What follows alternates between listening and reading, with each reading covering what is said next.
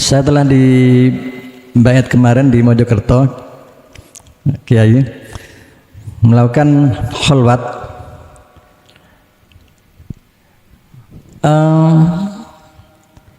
Saya merasa ketakutan karena pada saat sudah hilang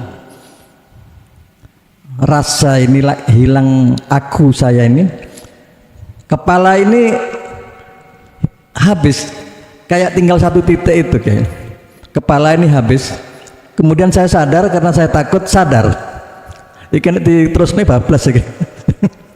Jadi apakah itu merupakan proses? Saya mohon penjelasan. Itu yang kedua. Yang ketiga, saya punya saudara non muslim. Bagaimana caranya menyelamatkan ruhnya? Kemungkinan ini juga akan berjalan di kegelapan. Apakah bisa untuk disempurnakan dan bagaimana caranya, kayak kalau bisa? Tiga itu yang dapat kami sampaikan. Mohon maaf. Akhirul kalam. Assalamualaikum warahmatullahi wabarakatuh. Adalah ketika jenengan kholwat itu ada rasa ketakutan ketika saat Allah menarik ruhaniyah jenengan di dalam alam fana. Terus jenengan ini dengan adanya rasa takut akhirnya memaksakan diri untuk kembali. Apakah ini perlu dilakukan? Bahasa saya wajib. Saya mencatat, siapapun kita kalau belum masuk ardil humul atau kefanaan, itu enggak sah mengatakan baik ini dari Allah, jelek ini dari Allah. Mohon maaf, seseorang tatkala ruhaniyahnya belum masuk di dalam kefanaan atau tajalli, orang itu tidak sah di mata Allah, bukan di mata manusia. Tidak sah di mata Allah mengatakan bahwasanya baik dan jelek itu datangnya dari Allah. Mesti dia katakan baik dari Allah, jelek dari nafsunya sendiri. Berarti kan ada dua, Pak. Ada dua. Lah, bagaimana kita memandang? Itu tadi kan pelakunya, ya dah. Sekarang kita memandang sama. Kalau kita sudah masuk di dalam alam fana, berarti kan tajalli. Maka jelas sah bagi jenengan apapun yang jenengan pandang, apakah secara fisik mereka melakukan baik ataupun jelek dipandang manusia. Muncul kata-kata baik dan jelek itu kan miturut pandangan manusia. Lah jenengan berhubung sudah dalam kefanaan atau tajalli, maka siapa sesungguhnya yang melakukan? Allah toh. Kalau Allah yang melakukan, masa sih Allah jelek? Nyun sewu, Allah menyesatkan hambanya, itu Allah melakukan kejelekan, betul? Allah membunuh hambanya, Allah melakukan kejelekan enggak? Boten.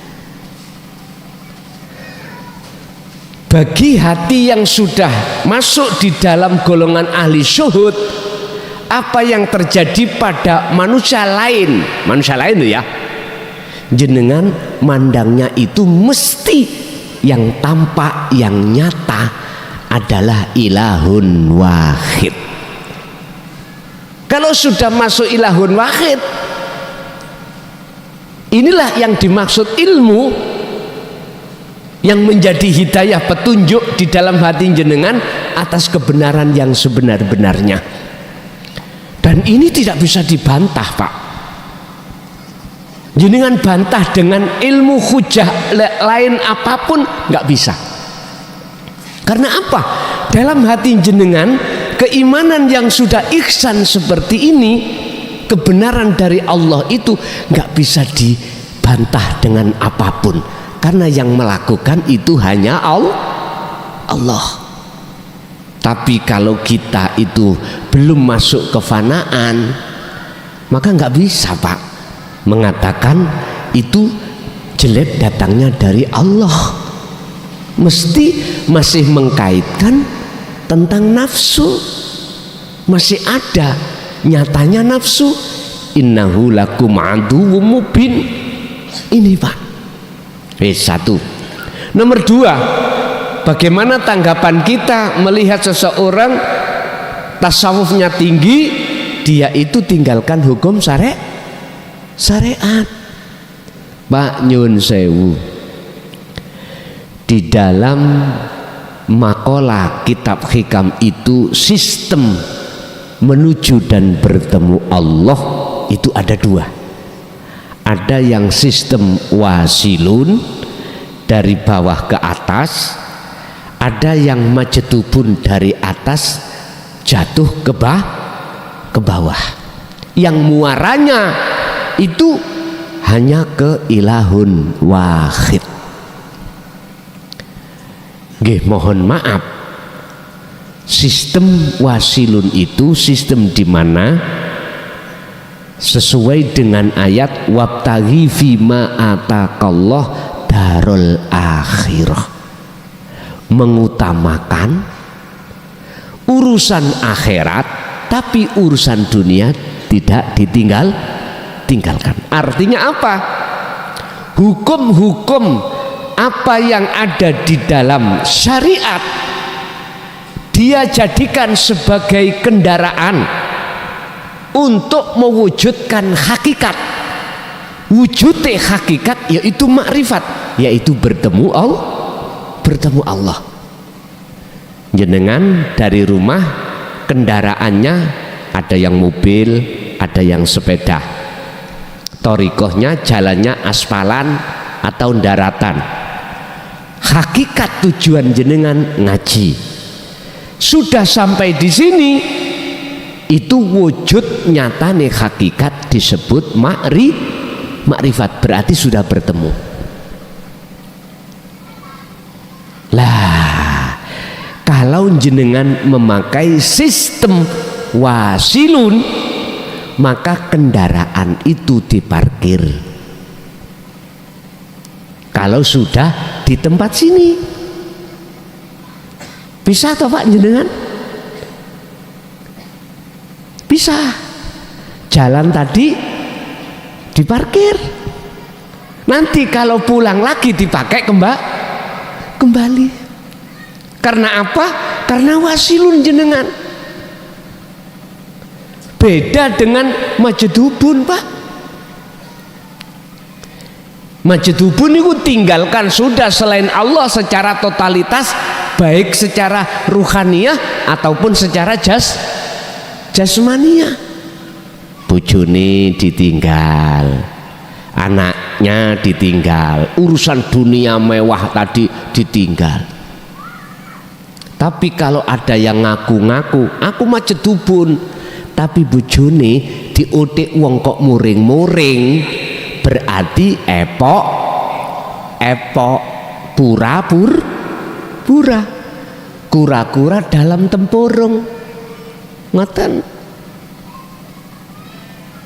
Kalau memang sistem majedubun orangnya jadab, yaitu Pak, udah diotek apapun, udah nggak berkomentar. Terus kita pilih yang mana? Ya terserah jenengan. Lewat surat Al-Baqarah 256 Rasulullah diberikan ketetapan oleh Allah tentang hal ini. La ikraha fiddin, qad tabayyana rusdu minal ghoi. Muhammad, tidak ada paksaan. Ajaran yang kau bawa untuk umatmu kau paksa seperti kamu, tidak. Ajaran yang mana? Qad tabayyana rusdu minal ghoi. Ajaran yang meninggalkan hati bersukaria terhadap kesenangan dunia untuk menuju pada Allah. Wa may yakfur bitaghut wa yu'min billah. Barang siapa tinggalkan hatinya dari kesenangan-kesenangan dunia, maka wa yu'min billah, mereka akan bertemu Allah. Imannya mereka hanya ilahun wahid, hanya itu. Muhammad nggak ada paksaan itu. Loh, wong Rasulullah diajarkan tidak boleh memaksakan kehendak pada umatnya. Kok kita kalau nggak ikut aku neraka kau, kalau ikut saya kamu bayar berapa tak jamin surga. Walaupun aku bodoh, lebih baik daripada ulama kiai 70 yang alim. Wah, Allah ya karim. Inilah Pak sesepuh kiai-kiai sepuh do nangis sak mangkin iki. Apa? Karena keluar dari pengajaran Kanjeng Nabi. Wis tah Pak, nek itu tadi jeruk, buah jeruk wite ya dari pohon ngaku-ngaku aku pisang, nggak bisa Pak. Tetap konangan bungkusan dengan apa namanya ini, kulit pisang, tetap nantinya akan terjadi. Kata orang Jawa, becik ketitik Allah ketara, nek wis waktune yo kebongkar. Udah gak usah repot-repot, ayo sibuklah kabeh iku noto umat, ngajak untuk sowan ing ngersane Allah. Gak usah ditabrak-tabrak no, gak usah. Umat dijak tarung gitu, umat dikhilaf-khilaf ojo. Ayo bagaimana caranya umat ini ruhaniyahnya ini masuk di dalam surat Al-Baqarah ayat 256. Kembalilah kepada Allah. Udah lekaslah, tinggalkan hati dari iman selain Allah ilahun wahid. Ngoten lu maksudnya. Jikalau tidak mau Muhammad, kamu ya jangan sakit hati, jangan kau paksakan. Jadi saya sendiri jujur Pak ya, mohon maaf, tidak akan pernah menyalahkan mereka yang memakai sistem majadubun. Ndak, saya tidak menyalahkan. Karena bagi saya hanya sibuk memandang beliau-beliau itu yang muncul kehendak itu dari Allah Subhanahu wa ta'ala. Kalau saya memandang, kalau jenengan memandang sampean salahno mereka, itu hak jenengan. Saya pun tidak akan menyalahkan pendapat panjenengan. Nggih. Nggih, lanjut.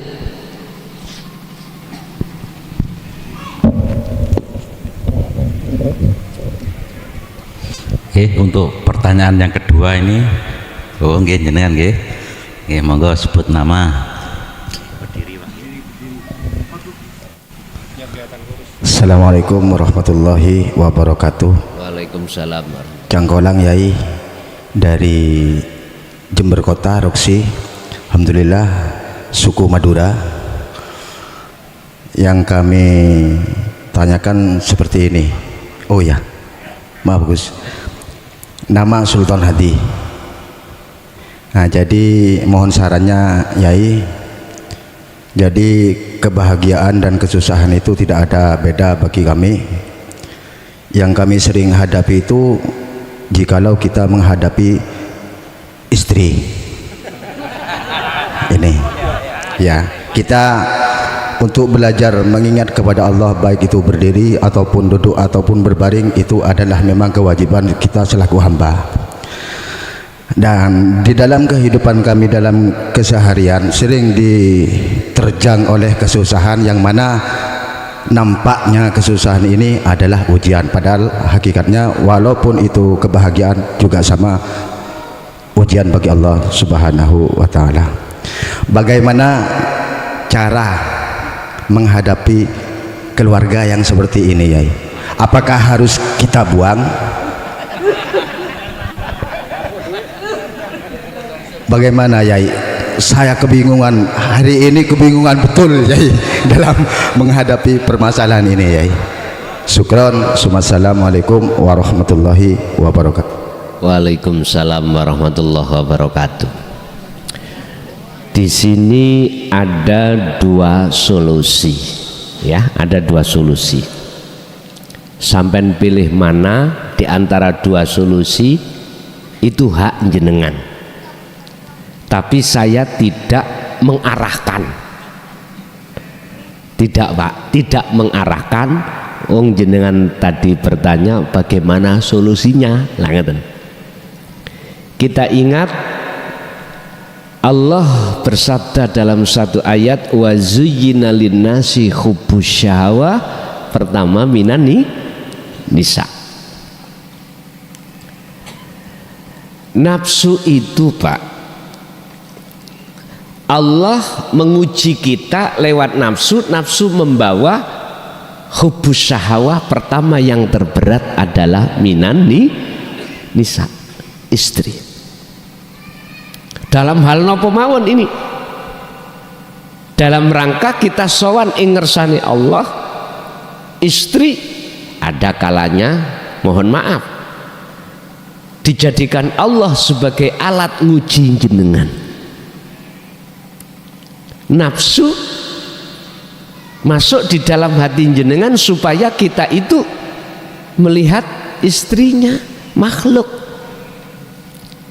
Nafsu melarang dan tidak ridho tatkala ada satu jiwa untuk memandang nyatanya Allah dalam istri, melarang. Sebab yang namanya nafsu sifatnya adalah innan nafsa la amaratum bisu, ngejak lalai pada Allah. Lewat pertama yang terberat adalah istri. Bapak Ibu, ada dua cara solusi, jenengan pilih yang mana. Pertama, kuatkanlah dzikir hatimu ketika saat menghadapi istri atau di luar istri. Wadhkur isma rabbika bukratan wa asila. Wadhkur ilingo Muhammad isma rabbika kelawan nama Allah. Bahasane nama, sebutlah dengan nama Tuhanmu. Bahasa syariat itu nama. Bahasa hakikat adalah ilahun wahid. Ingatlah. Bukratan wa asila, dalam ayat ini pagi sampai sore jenengan ini terus hati disuruh untuk berzikir. Artinya eling, sadar. Munculnya penolakan, munculnya apapun dalam istri itu semata-mata dari Allah. Satu, kita maklumi kalau istri masih menolak atau membantah dengan ajaran tauhid ini, atau dia keluar dari fatwa-fatwa kita suruh ke utara, lah kok malah ke selatan. Oke. Pertama, maklumi, karena setiap diri manusia punya proses masing-masing. Dan juga sampai sibuk no berzikir. Aku yakin Jikalau jenengan ngambil kesimpulan ini, pertimbangan dunia wa ukhron, dunia dan akhirat.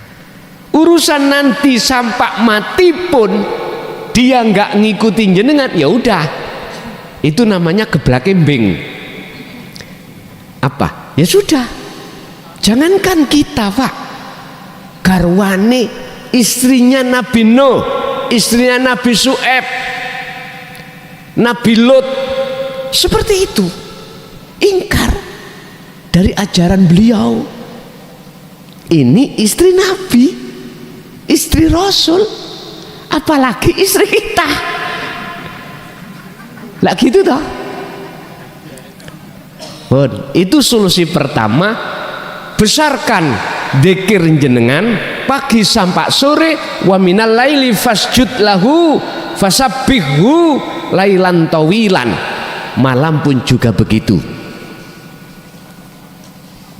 Iki berarti tidak ada kata sakit kepada istri. Nggak buru-buru diijolkan, nggak buru-buru ditinggalkan, ndak. Apalagi jenengan sudah punya anak. Sudah punya anak belum? Sudah. Secara sosial kasihan anak kita, kalau terjadi kita buang, mohon maaf, berarti firqah toh bisa. Terus beban kerohanian hati anak, mental, kasihan nanti. Kecuali pisah mati lho Pak ya. Makanya jenengan sing pun pisahan pegatan bali omane. Kalau itu memang sudah punya anak.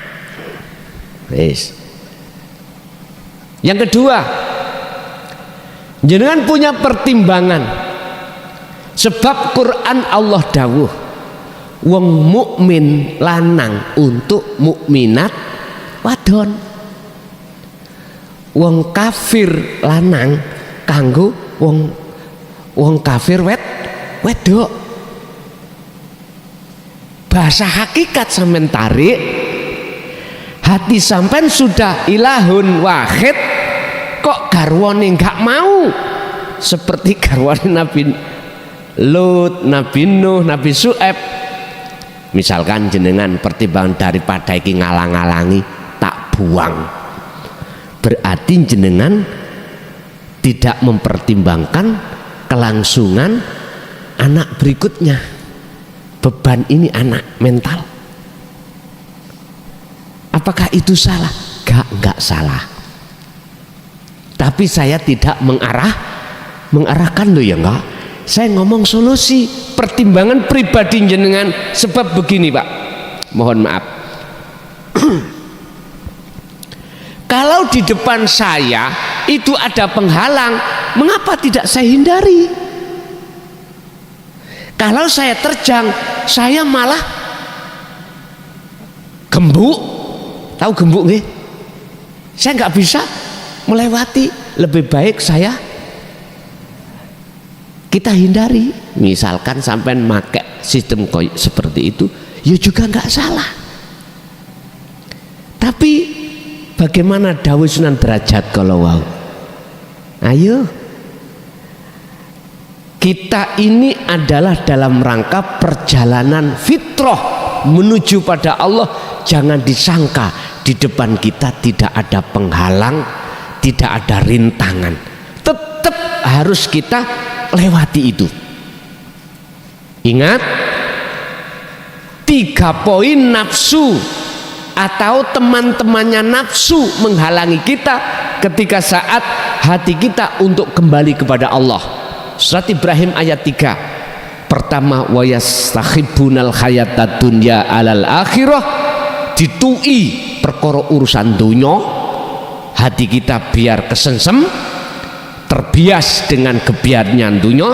Yang kedua, kalau ini nggak bisa, wa yasudduna an sabilillah, dihalang-halangi jenengan ngaji, dihalang-halangi, iku sesat, iku ajaran yang tidak pernah disampaikan Rasul. Kata orang yang ngaji runu gendeng, nanti jangan.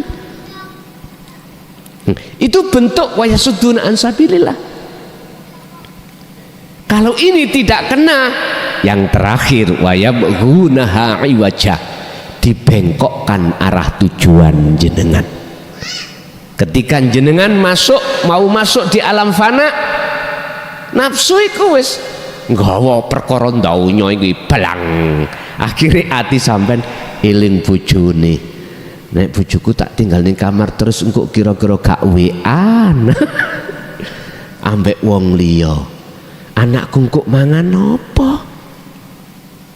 Bagaimana bisnisku? Wis masuk Pak belang. Wayabghunaha iwaja. Ingat, pelajarilah kalimah setelah ini dalam ayat 3 ini. Ulaika fi dhalalim ba'id. Ketahuilah mereka itu tersesat amat jauh. Mereka siapa? Ya nafsu itu yang mengarahkan jenengan pertama, kedua, dan ketiga. Wes.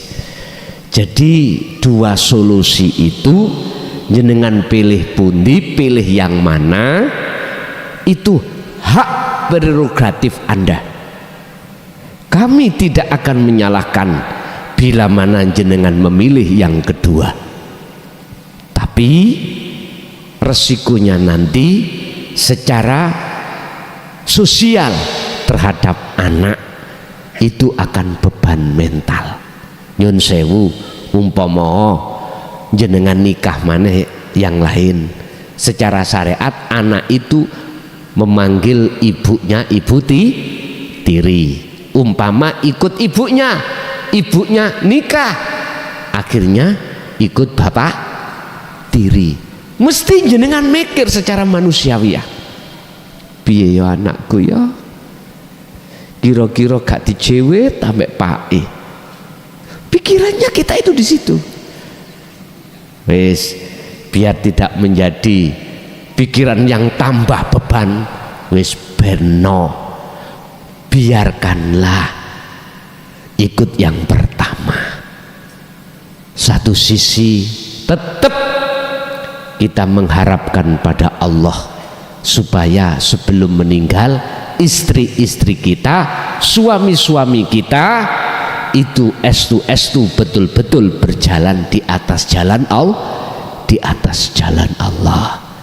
Tapi sekali lagi, dua solusi yang kusampaikan ini tidak ada hati untuk mendorong jenengan ini mengarahkan milih yang pertama, ndak, milihlah yang kedua, tidak, sebab hak jenengan masing-masing. Lanjut. Nggih. Oh, nggih sebentar nggih. Nggih, sebentar. Serem niki Gus nggih. Nggih. Belum dibaiat sudah nyata ujiannya ini nggih. Satu gak wedi mati niku wau. Nggih, yang kedua bab istri gak wedi tinggal bojone. Namun dari teman ini bisik-bisik enake nambah mawon.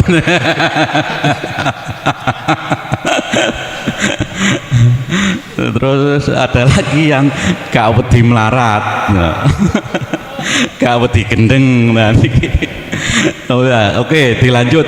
Ini Mbak Sing ngalah dulu nggih. Ini sudah malam nggih. Satu lagi pertanyaan nggih dari Ibu. Maaf nggih, Ibu menawi wonten Ibu. Kalau ada disilakan. Kalau nggak ada bapak-bapak nggih. Oh ini yang jauh ini ya. Nggih. Monggo Bapak yang di belakang ini nggih.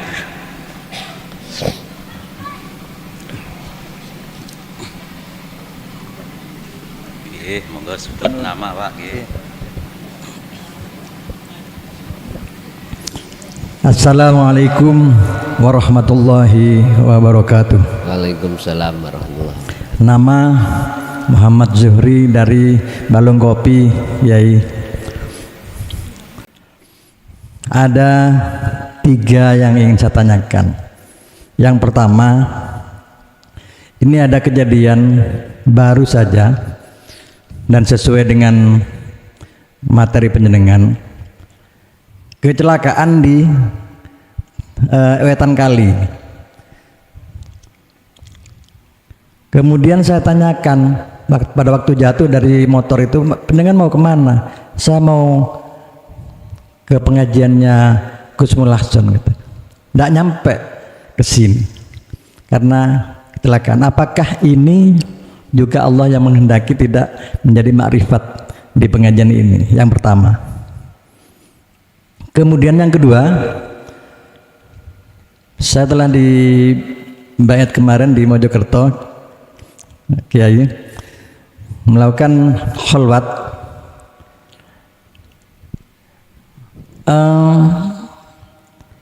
Saya merasa ketakutan karena pada saat sudah hilang rasa ini, hilang aku saya ini, kepala ini habis, kayak tinggal satu titik itu, kayak kepala ini habis. Kemudian saya sadar karena saya takut sadar. Ikan terus nih bablas ya. Jadi apakah itu merupakan proses? Saya mohon penjelasan. Itu yang kedua. Yang ketiga, saya punya saudara non muslim. Bagaimana caranya menyelamatkan ruhnya? Kemungkinan ini juga akan berjalan di kegelapan. Apakah bisa untuk disempurnakan dan bagaimana caranya kalau bisa? Tiga itu yang dapat kami sampaikan. Mohon maaf. Akhirul kalam. Assalamualaikum warahmatullahi wabarakatuh.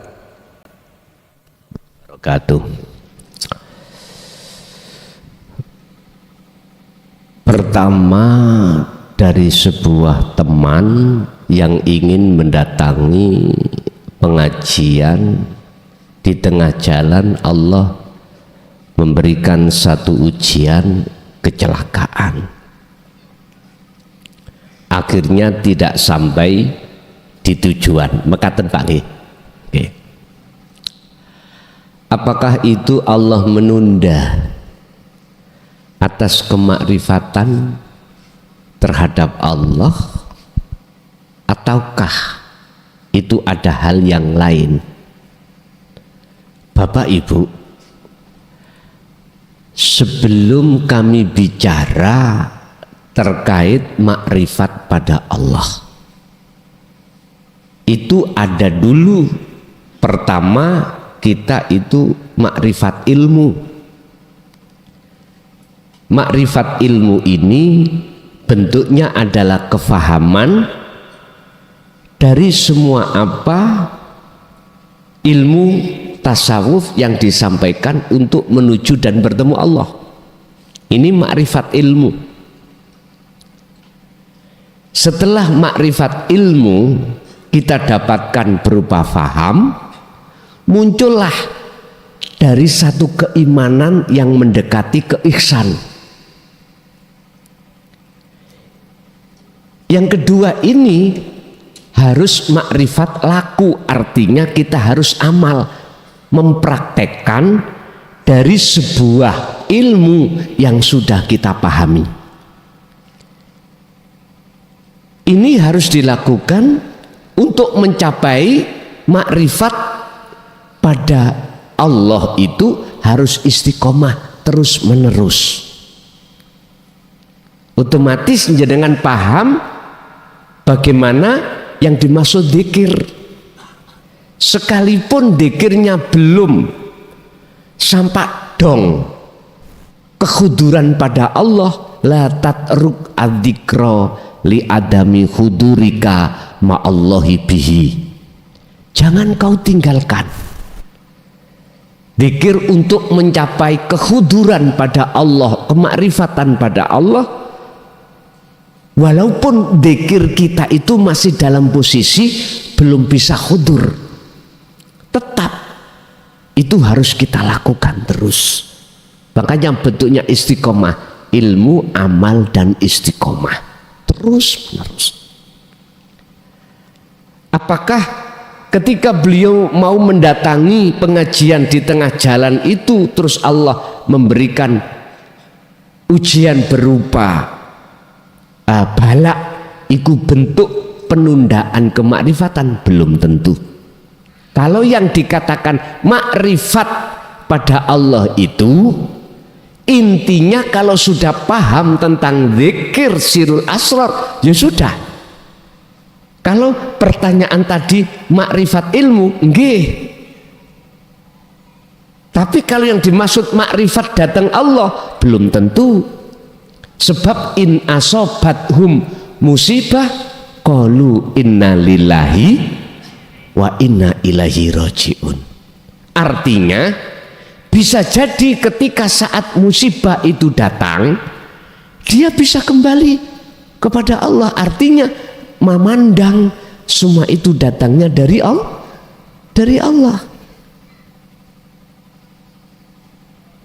Jadi kalau kemakrifatan pada Allah ditunda belum tentu.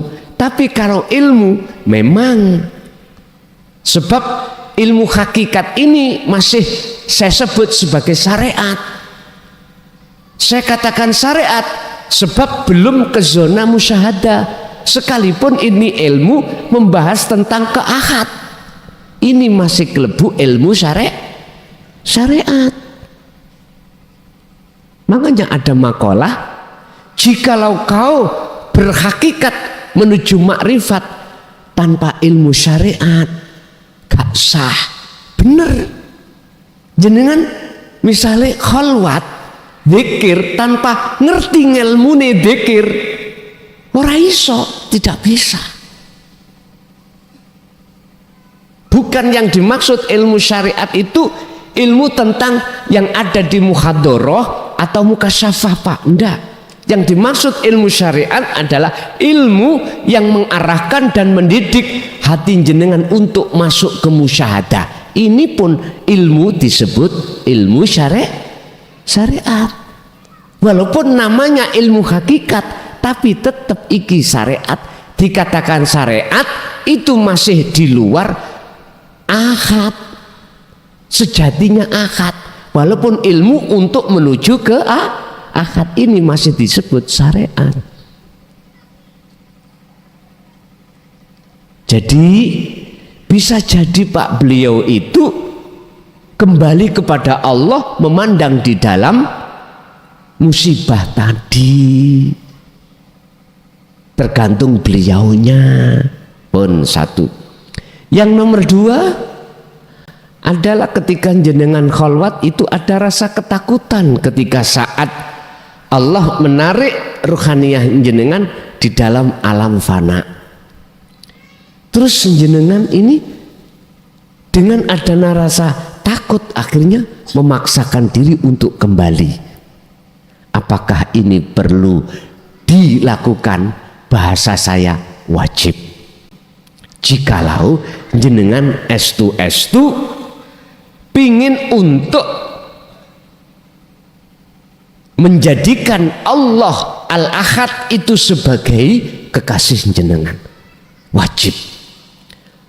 Allah dawuh, aku akan menjadikan kau sebagai kekasihku manakala kau itu mengikuti kekasihku. Siapa? Muhammad. Ajarannya. Nah, ajaran Rasulullah ini mendidik kita untuk belajar melepaskan kekasih hati kita yang tadinya yang berbentuk samawati wal ard. Ini ajaran Rasulullah, melepaskan cinta yang sudah kadung masuk selain ilahun wahid di hati kita. Yuhibbukumullah, itu Ali Imran ayat 31. Jikalau kau betul-betul ikut aku, kata Rasulullah, yuhibbukumullah, maka kau akan diterima cintamu pada Allah disebabkan kau telah melepaskan cinta ruhaniyahmu terhadap selain Allah. Caranya gitu tadi, khalwat tadi. Terus bagaimana kesalahan saya selama ini berpuluh tahun, hatiku itu menjadikan selain Allah sebagai penolong. Wa yaghfir lakum dzunubakum. Allah dawuh diampuni Pak kesalahan sebesar apapun dosa sampean, sebab Allah itu maha pengampun. Ini manakala jenengan masih belum game over, belum menjelang kematian. Makanya di depan tadi saya katakan, sudahlah Pak, yang di luar khilaf apapun, gegeran apapun, biarlah. Mudah-mudahan beliau-beliau itu sadar. Kita sibukkan aja hati kita untuk kembali kepada Allah. Berarti terus membangun nilai dzikir, nilai khalwat kita setiap saat dan waktu. Dengan begitu jenengan tidak mudah keseret dengan gelombang-gelombang yang ada di luar. Satu. Nomor dua, saya punya saudara non muslim. Bagaimana cara menyelamatkannya? Nyun sewu Pak, non muslim menurut pandangan saya ada dua. Ada non muslim secara dohir, ada non muslim secara batin. Kalau hanya non muslim secara dohir, terus batinnya itu muslim loh ya, maka apa mungkin orang yang tidak buta kita tuntun? Mungkinkah? Enggak. Yang perlu dituntun adalah orang buta, supaya dia itu olehnya berjalan ila siratim mustaqim, itu tidak keliru terhadap jurang. Ini perlu. Kalau yang jenengan tanyakan beliaunya itu hanya non muslim secara dohir, artinya batin iki muslim. Kalian lihatlah dalam surat Az-Zumar 54 ya. Wa anibu ila rabbikum wa aslimu lahu. Aslim niku pasrah. Islam ya dari arah salama yusallimu dan seterusnya. Intinya pasrah, agama yang pasrah. Ini ruhaniyah. Kalau beliau pasrah pada ilahun wahid, pandangan hakikat, gak perlu ditolong. Karena ini sudah otomatis yang menolong adalah Allah. Yang Allah ilahun wahid. Bahasa mereka Allah atau selain Allah. Tapi kalau yang non muslim ini ruhaniyah, lah ini Pak yang perlu kita tolong. Pundi sih tengeri alamat kalau ruhaniyah kita non muslim. Ini jangan dicampur dengan kacamata syariat loh ya. Kacamata syariat itu melihat fisik Pak. KTP Islam, sholat iya, zakat nggak pernah ditinggalkan, puasa nggak pernah punya utang, haji tiap tahun. Pandangan menungso secara syariat dia muslim. Lah mereka yang tidak masuk secara jasmani di sini berarti non muslim. Pandangan sekarang pandangan Allah. Kacamata hakikat bagaimana? Ruhaniyah berarti yang dipandang. Sudahkah kita ini wajah tu wajiyah? Ataukah kita masih mandangnya wajah tu itu samawati wal ard? Sebelum surat Al-An'am ayat 79 ini, Pak, itu mengkisahkan ceritanya Nabi Ibrahim ketika sebelum menemukan wajhiyah. Beliau itu sejarahnya melihat matahari mengatakan Tuhan. Ketika matahari tenggelam, oh bukan, wong Tuhan itu kekal kok, ya. Akhirnya malam hari ketemu bintang atau bulan, oh mungkin itu. Lah ketika siang datang kok hilang, oh berarti bukan. Ini sejarah, ini sebetulnya adalah kinayah, Pak, sanepan, mencontohkan pada diri kita sebelum kita ketemu wajhiyah, kita itu samawati wal ardh. Padahal kita sebelum ketemu samawati wal ardh, kita itu sudah wajhiyah. Buktinya dalam surat Al-A'raf kalau nggak salah, alastu birabbikum, jenengan jawab qalu bala syahid. La us ma'rifat toh. Waktu sebelum zaman azali, sebelum jenengan iki roh didadekno jadikan satu, ditiupkan Allah di jasad, Allah kan sudah bertanya. Berarti jenengan kan sudah dialog langsung dengan Allah. Lah ngoten sih. Berarti kan sudah makrifat. Berarti surga bahasa syariat. Buktinya ketika di alam kandungan jenengan gak kerja ya dapat makan. Ya dapat ya. Ketika lahir jenengan gak kerja, minta apapun dikasih Allah. Bentuknya lewat orang tua. Makanya orang tua mengapa diletakkan Allah kasih sayang sepanjang masa terhadap anak? Otomatis Pak itu bentuk jenengan iki makrifat pada Allah.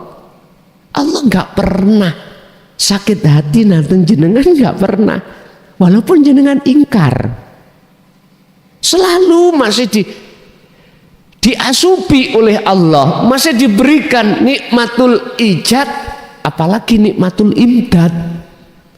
Nikmatul ijad bentuk penciptaan terhadap jenengan kali kula.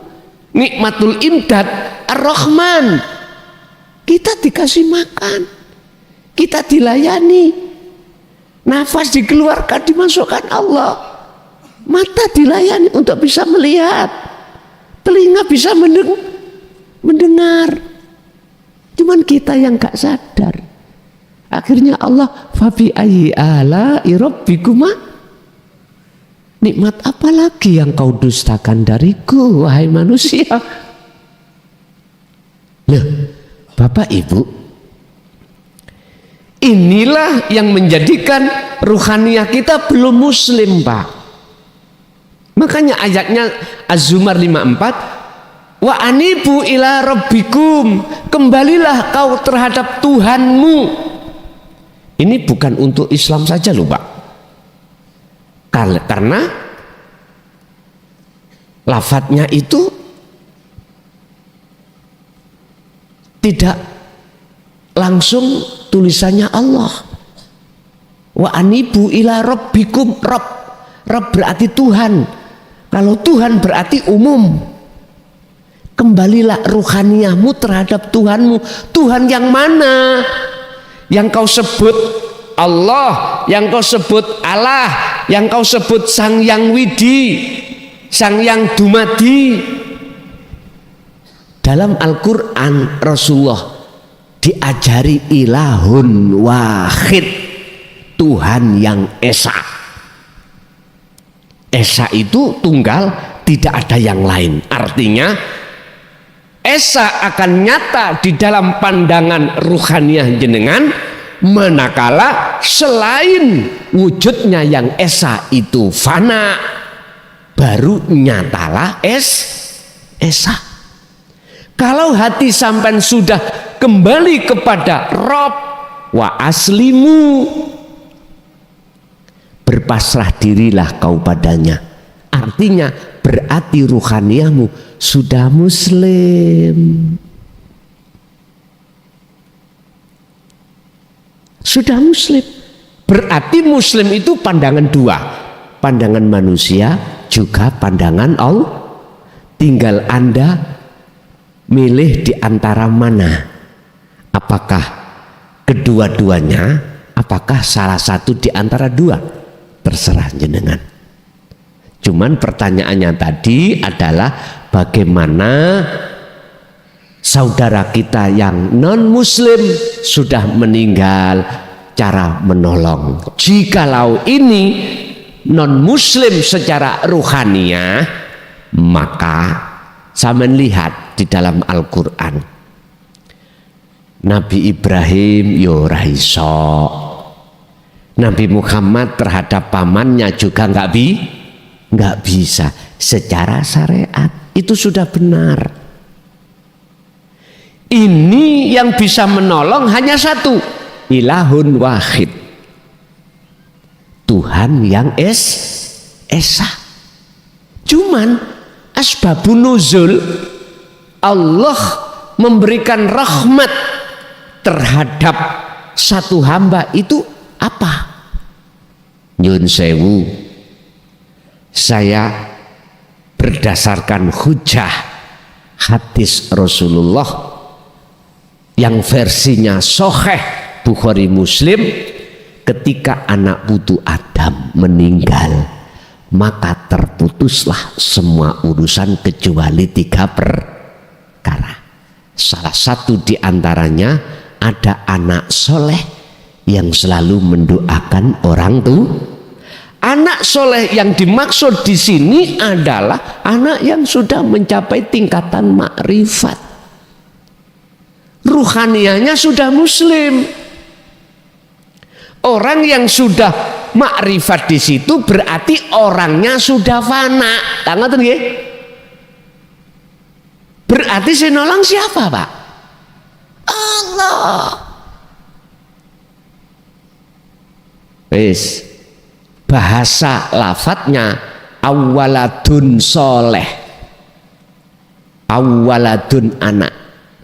Ini saya luaskan, anak bisa jadi tetangga, bisa jadi kerabat, bisa jadi orang lain. Makanya saudara-saudara saya di Nahdlatul Ulama, nopo mengapa kalau tahlilan kirim dungo itu tidak hanya 2 orang tetangga kiri kanan aja, enggak. Kadang 1 RT. Itu sebetulnya barangkali ada wali Gusti Allah yang Allah tutupi di mata manusia. Inilah maksud awaladun soleh. Di sini. Kalau secara lafdiyah awaladun nggih anak kita. Ya tak? Tapi kalau secara maknawiyah saya terjemahkan siapapun itu. Walaupun secara fisik beda agama, muslim atau non muslim. Kalau jenengan sudah sampai muslim ruhaniyah jenengan, inilah sebab mengapa Allah meletakkan rahmatnya.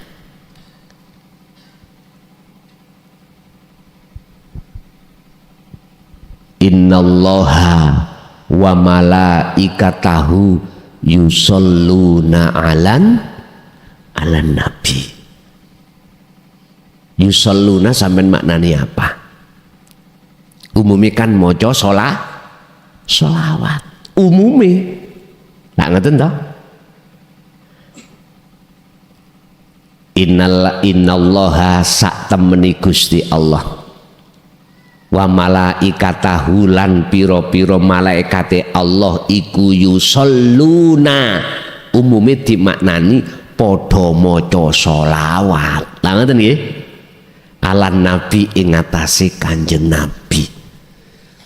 Nggih monggo wong memakai makalah prinsip iku beda-beda, nggih monggo.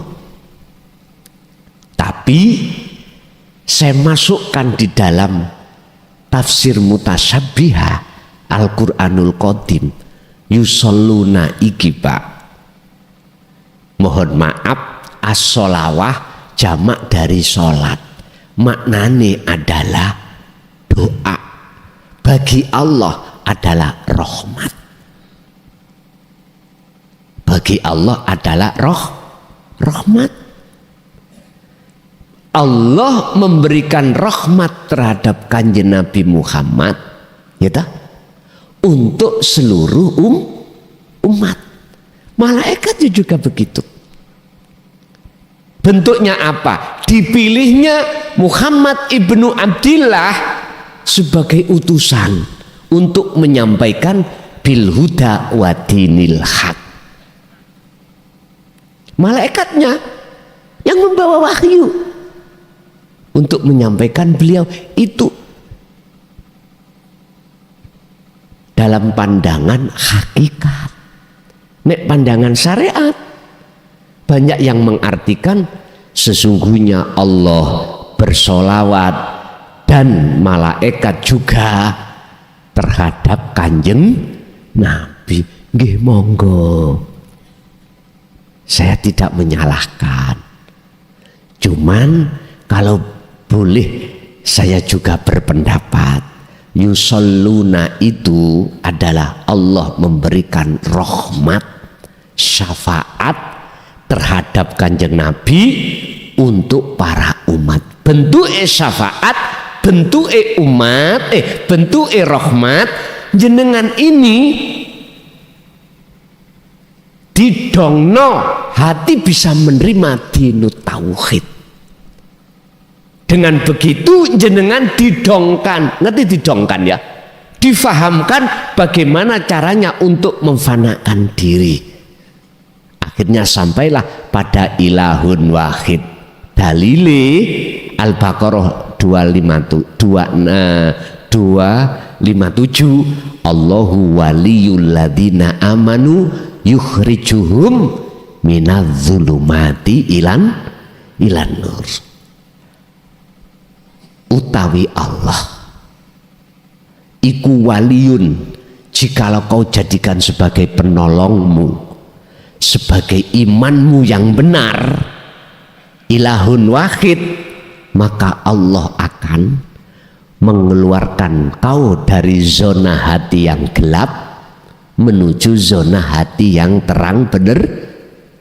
Artinya terang benerang hati sampean ketika saat ibadah murni atau tidak murni, antara ruh dengan hidup itu ada sambungan, maklik, akhirnya muncul ingkang agawe, ingkang melakukan, yang memperjalankan semuanya adalah akunya Allah. Tes ngaten. Gini sing kula maksud nur, cahaya atau hati yang sudah tidak mengenal gelap atau kematian. Jadi bisa jadi Allah menghendaki ahli adab tadi menjadi ahli rahmat secara proses karena ada yang menolong. Siapa yang menolong? Tidak ada lain kecuali ilahun wahid. Prosesnya dikarenakan secara syar'i punya anak yang mendoakan pada orang tua. Tapi niki jangan dimasukkan di syariat. Nek sampai kembalikan kepada syariat, nggak bisa Pak, nggak ada yang bisa menolong. Manusia dengan manusia lain tidak bisa yang menolong. Tadi kan di dalam hadis awaladun solihun, anak tanya. Coba kita padukan dengan satu ayat surat Al-Qasas. Ya, surat Al-Qasas Allah dawuh ngeten. Innaka sak temene sira Muhammad iku la tahdi, ora bisa aweh petunjuk, ora bisa aweh pertolongan sira Muhammad man terhadap orang ing wong ahbabta kang wong iku kok tresnani Muhammad sesungguhnya kau tidak bisa menolong, tidak bisa memberikan petunjuk terhadap orang sekalipun orang yang kau cintai, anak istri beliau atau dzurriyyah beliau atau sahabat beliau, nggak bisa. Niki Quran ya. Lah terus siapa yang memberikan pertolongan? Siapa yang memberikan syafaat? Siapa yang memberikan rahmat? Sampeyan teruskan ayatnya. Walakinallaha yahdi may yasha. Akan tetapi yang bisa memberikan petunjuk, yang bisa memberikan pertolongan hanyalah Allah terhadap hamba yang dikehendaki. Memang Pak, koyoke prosesi Allah ngelewatno Kanjeng Nabi Muhammad, Kanjeng Nabi Muhammad dateng panjenengan. Nah, koyoke, tapi asli nih sedaya semua itu datangnya hanya dari Allah, dari Allah. Wis, paham nggak paham sak kersa jenengan. Nggak paham nggih monggo ngunjuk kopi dahar niku monggo, gak usah dipeksa-peksa. Mengke mawon nanti aja kalau mau tidur dingen-ngen. Gue wis ketemu, bener omongan arek gendeng mang. Ngoten mawon. Lah apa bingung-bingung jenengan, nggih? Nggih. Jadi jikalau memang begitu pandangan manusia, mestinya itu ahli adab, kok nyatanya itu ahli rahmat. Siapa yang bisa memprotes Allah? Nggak ada toh. Jadi jangan dipandang dari si kacamata manusia, kacamata syariat, jangan Pak. Lihatlah juga dari pandangan kacamata Allah. Kacamata Allah itu mandang rohaniah, sudah muslim apa belum? Itu aja. Makanya mengapa dalam surah Al-Baqarah 208 Allah, kita sudah iman kok ya disuruh mlebu Islam. Mestinya habis Islam lah iman toh Pak. Mengapa harus Islam lagi? Ada apa? Ya ayyuhalladzina amanu, wahai orang yang beriman, udhulu dom mlebu sira kabeh fisilmi ing dalam agama Islam kafah hali sampurna. Wala tatabi ulan aja padha manut sira kabeh khutuwati syaiton ing langkah lakune nafsu dalam hatimu. Sebab innahu sak temene setan nafsu lakum kedue sira kabeh iku aduwun mungsuh mubinun kang nyoto. Wahai orang yang beriman, masuklah kau di dalam Islam dengan sempurna. Artinya kita itu belum sampai ihsan Pak, seiman toh. Kita itu belum sampai ke makrifat. Sampaikan kesempurnaan Islam itu, ke makrifat atau ke ihsan. Itu loh maksudnya ayat. Sebab jenengan itu di situ ada warning Allah, wala tatabi'u khutuwati syaiton. Jangan kau ikuti nafsumu. Bagaimana kita bisa menolak nafsu kita Pak? Wong kita tidak kenal, nggak pernah ketemu nafsu dalam diri kita. Ya nggak tahu lah. Dibujuki bendawino, orang ngerti. Padahal itu mungsuh yang nyoto. Mestinya kita akan bisa menang perang melawan nafsu manakala kita tahu siapa musuh kita. Oh, itu musuh kita nafsu. Kalau sudah tahu ya sudah, baru jenengan perangi. Kalau jenengan merangi nggak tahu nafsu dalam diri kita, yes, kita kalah terus Pak. Sholat ya nuruti nafsu, zakat nuruti nafsu, poso haji ya nuruti nafsu, apalagi yang lainnya. Pundi si nafsu iku wujude. Bila mana dalam hati kita masih ada rasa iman, keakuan kita sebagai makhluk yang melakukan, itulah nafsu. Sampai kapan ini? Hatta zurtumul makobir, sampai mati. Oleh sebab itu lumpuhkan, kalahkan, perangilah nafsu ini dalam dirimu, sehingga ketika kau beribadah itu tidak ada kepentingan nafsu, semata-mata ini karena Allah. Oke? Masih ada? Cukup?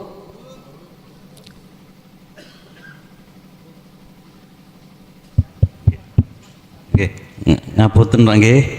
Nggih, saya sampaikan terima kasih kepada bapak-bapak penanya tadi ya. Terima kasih sekali juga kepada bapak-bapak yang belum punya kesempatan untuk bertanya karena keterbatasan waktu malam hari ini. Silahkan nanti hadir di Jumat kedua di Aula Asalam Kebonsari, Temborejo, dekat klinik Abu Sa'ad. Nggih. Mereka dekatnya gitu. Ya, bab masalah jenengan kok dereng dong, mangke bisa ketik Gus Mukhlason live Jember, mangke diulang nanti teng HP jenengan saged muncul. Nggih. Lajeng bab niku wau kefanaan ingkang napa pamit mati niku wau nggih. Bapak niku wau sudah siap nggih. Terus sebenarnya ada lagi teman ini, ada dua yang juga siap. Bahkan nggih kula piyambak estunipun tadi sudah noto ati niki kula nggih. Wis toto-toto arepe pamit. Teng adik kula adik kandung niki hadir niki. Ajenge pamit dan itu pamit mati. Tapi kalau mau dituteng-tuteng Pak Haji Abu Sa'ad nggih, masalah tanggung jawab anak bojo kalau ditepaken beliau malu. Nggih ngoten mawon intermezzo niki nggih. Ngeten Gus, bab niki berhubung ada lebih dari satu niki terserah jenengan nggih. Mosok ditimbang sing paling enteng. Niki jenengan yang lebih tahu teknisnya bagaimana. Nanti setelah baiat monggo disampaikan, kalau sudah terjawab nanti mohon ditutup dengan doa. Disilahkan.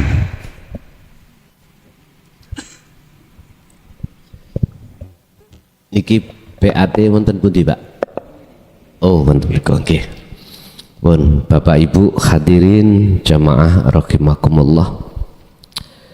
Mulai awal keterangan ilmu tentang masalah kerohanian, ilmu tasawuf itu hak datangnya dari Allah, yang Allah membimbing kita semuanya baik dari ilmu maupun laku.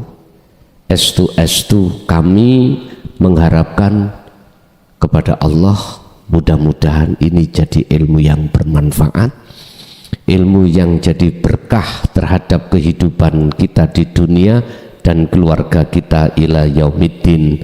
Lahumul Fatihah. Bismillahirrahmanirrahim.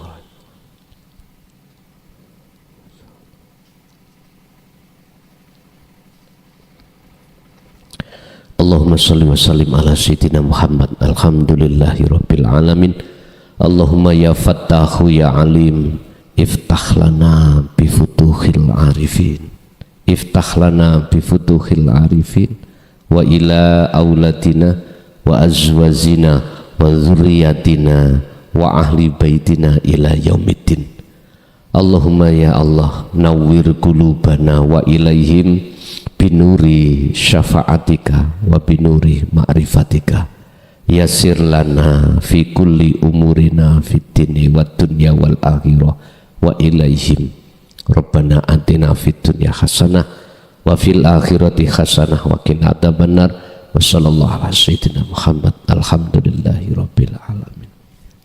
Awal sampai akhir, bila mana ada kalimah yang menyinggung perasaan jenengan atau menyakiti jenengan, kami pribadi atas nama Mukhlason mohon maaf lahir dan batin. Akhirul kalam, hadanallah wa iyyakum wal afa minkum. Assalamualaikum warahmatullahi wabarakatuh.